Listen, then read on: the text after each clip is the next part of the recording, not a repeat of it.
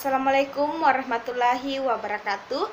Perkenalkan, nama saya Jumriani dengan NIM A1J1181052 dari kelompok 2. Video ini merupakan tugas laporan praktikum mata kuliah Anatomi dan Fisiologi Manusia yang diampu oleh dosen Bapak Mustamin Balumbi SPD MSI dengan asisten pembimbing Waode Siti Hajar Fosia dengan judul praktikum Sistem Saraf Volunteer.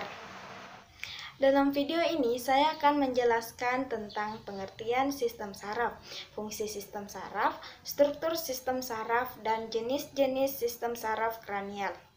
Sistem saraf adalah sistem organ yang mempengaruhi atau mengatur sistem-sistem organ yang lain. Sistem ini mengontrol tubuh, baik terhadap otot-otot, kelenjar-kelenjar, dan organ-organ. Seluruh aktivitas tubuh dikendalikan oleh sistem saraf pusat. Sistem saraf pusat terdiri atas otak dan sumsum tulang belakang. Fungsi sistem saraf adalah sebagai penerima informasi dalam bentuk stimulasi, memproses informasi dan membentuk stimulasi, memproses informasi yang diterima, dan memberi respon atau reaksi terhadap stimulasi.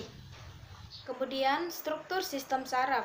Sistem saraf tersusun atas miliaran sel yang sangat khusus yang disebut sel saraf atau neuron. Setiap neuron tersusun atas badan sel, dendrit, dan akson atau neurit.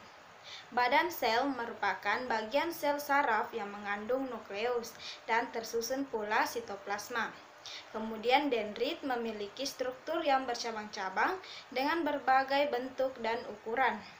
Kemudian akson merupakan penjuluran panjang dan kebanyakan tidak bercabang.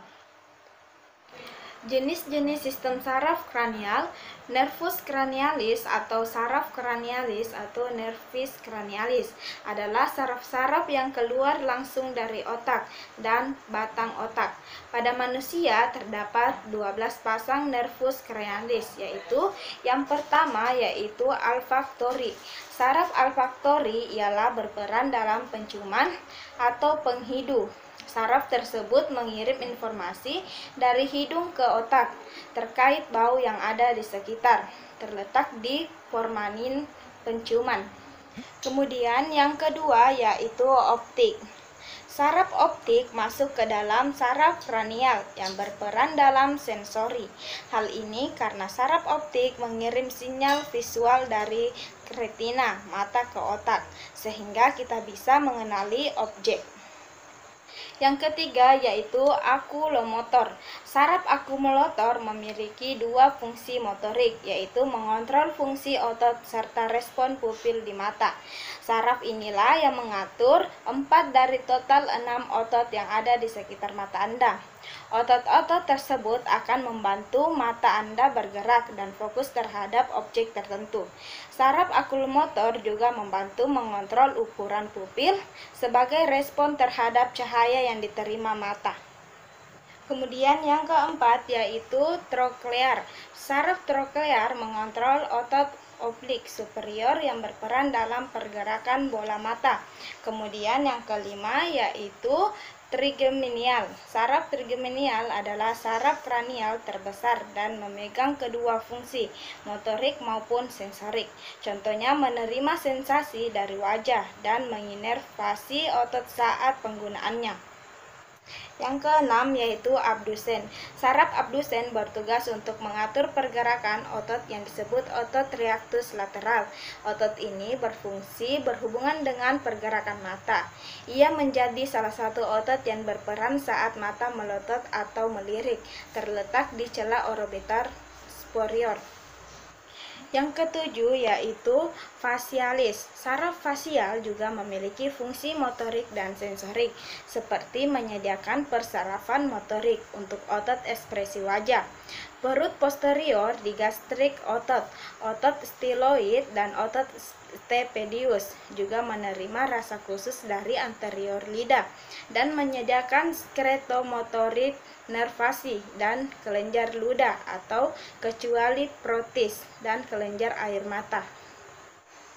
Yang kedelapan yaitu vestibuloklear. Saraf vestibuloklear berperan dalam mediasi sensasi suara, rotasi, dan gravitasi.